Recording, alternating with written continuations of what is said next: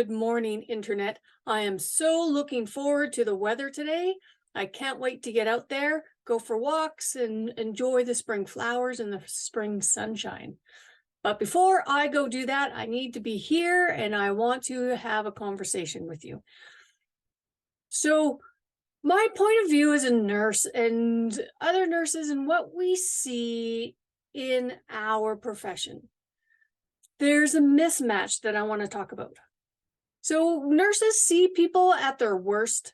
They see people in their middle of their trauma, and they see the long-term effects of what happens when somebody is not taking care of themselves. We see the suffering. We see the everyday nagging things that don't go away suffering, to the huge pains and the huge traumas and things that really impact somebody's functioning on a day. So there's an article that was released December 2022 by the McKinsey Institute, and it talks about escaping the healthcare matrix.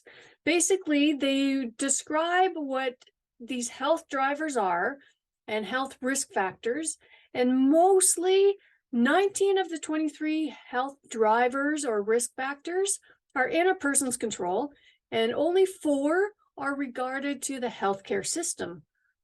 So when you think about your well-being, do you want to rely on the 4 in the healthcare system, or do you want to rely on the 19 that are in your control? When I'm working with clients in the healthcare system, it is amazing how chronic conditions, how risk factors are normalized as, it's no big deal. For example, I only have a little bit of hypertension. I got some pre-diabetes and my doctor told me to watch it. I only have a little bit of cholesterol. Just normalizing these very chronic, long-term effects conditions. Here's the thing. Most of these conditions that are being normalized are preventable or treatable or addressed outside of the healthcare system.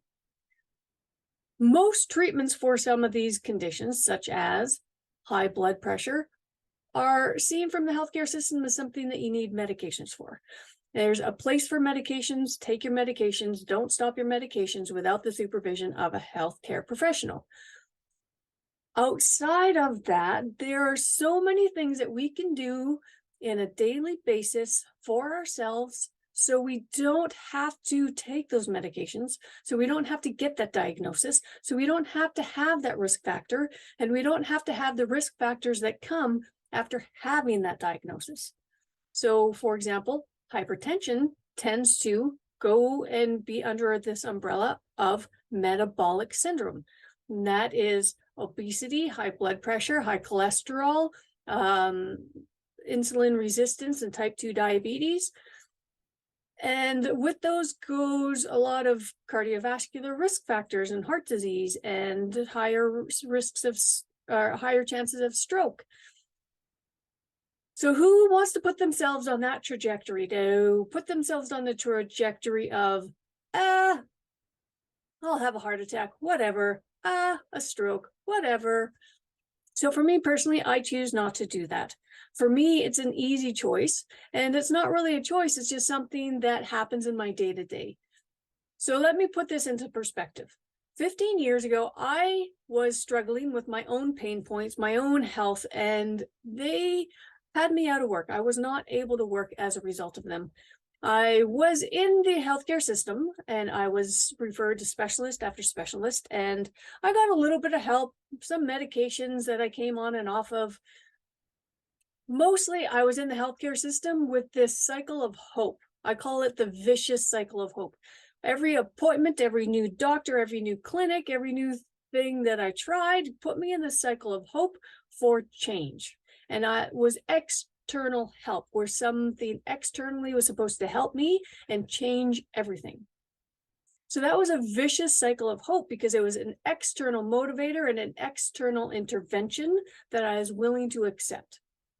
What I was missing was my internal, my choice, what was in my control. So through years of this vicious cycle of hope through the healthcare system and being discharged from specialist after specialist and them saying, okay, this is what I think it is, there's nothing I can do for you. Because I fell in that line between I'm not in the treatment protocol where they can really do something on what they understand in the healthcare matrix, but yet I was struggling and not able to function on a day-to-day, hence I was out of work. So what happened is in my frustration, in my vicious cycle of hope, I ended up diving into research and I found out so many things, mostly talking about those 19 of the 23 health drivers and how that can impact you, how you feel, impact your pain points, impact your chronic risk factors or health risk factors, and change your outcome, change your futures, change your functioning. So it sounds a little bit lectury because it is. Right now, you have a choice. You have a choice of which path you go on. You have a choice of going on the path of functioning well, aging well, and limiting the impact of the risk factors that happen to show up in your life. Or you can go on this other path of chronic health conditions, more diagnosis, more pain, more suffering, more medications, more doctor's appointments, less independence, more dependence on people as you get older, and less functioning, so you are not able to do the things that you want to do. That's really the choice. You have a choice of going over here or going over here. Decrease your risk factors or increase and go with your risk factors. So as a nurse in my profession, when you see people suffering, you see people at their worst when everything's falling apart. You see them in the middle of their trauma. You see their traumas being perpetuated.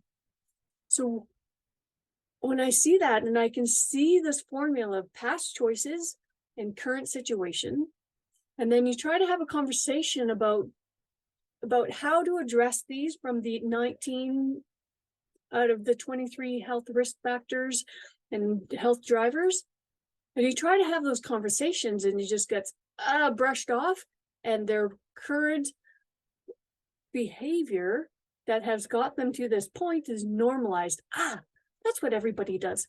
I'm not worried about it. Why do you have to go down this path of suffering? We see it every single day. I see it with the normalizing, a little bit of high blood pressure. My doctor tells me I should do something about my cholesterol. There is something that we can do about it, and it doesn't need to be something that you suffer through, and it doesn't mean that our quality of life is crap. It doesn't mean that we don't get to enjoy the things that we enjoy. It means that you have a choice, and how you choose to put them together, it can happen in a way that feels right for you. So my choices and what I do on a daily basis, for example, I walk barefoot. I walk around, no shoes on.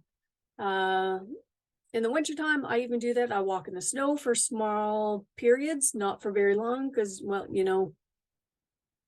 cold exposure, hypothermia, frostbite is a real thing. So I limit that. But all year round, I am outside without shoes or on my feet. In the summer, almost full time. If I don't have to wear shoes, I'm not going to wear full shoes, or not going to wear shoes. So, will most of you choose to not wear shoes, especially in the winter and the snow? No.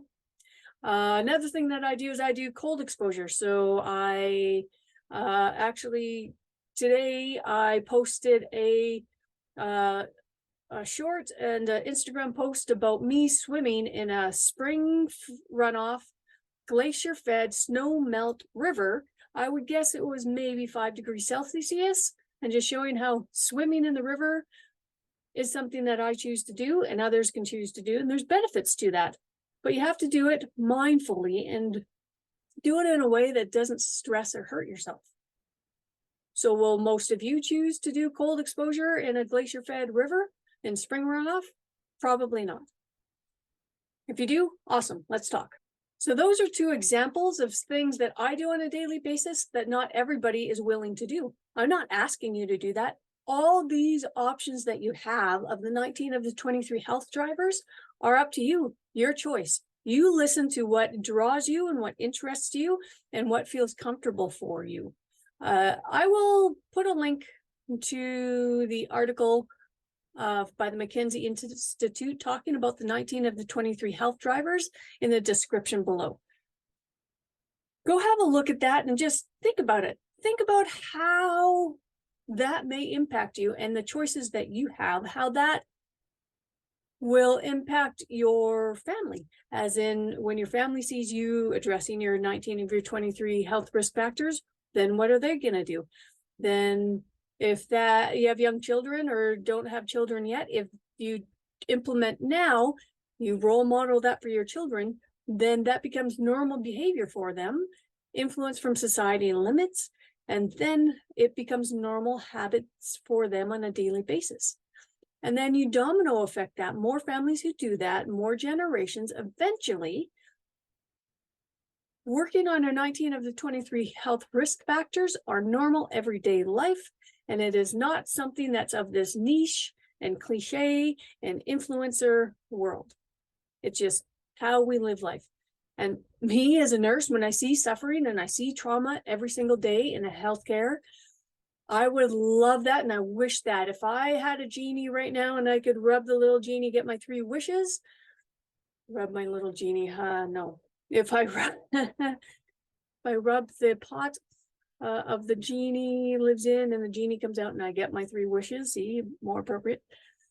One of my wishes would be to have that shift in cultures and communities about how we are more accountable and have control of our health, like our 19 of the 23 health drivers, and to have that as a normalized and an accessible and knowledgeable and wisdom in our community where it is just what is, instead of something like right now, something we have to work and strive towards.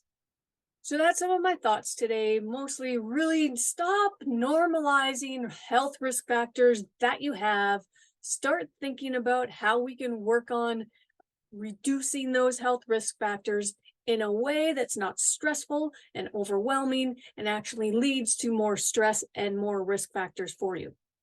So we can address our health risk factors in a virtuous, positive, supportive way versus a traumatizing, stressful, perpetuating bad, vicious cycles.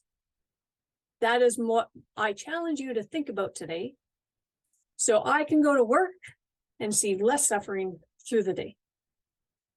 Thank you for listening this far. I appreciate you. I am grateful for the opportunity to speak on behalf of Meliora Wellbeing and being the Chief Wellness Officer. What a funny title. Thank you for listening, and I'll talk to you soon.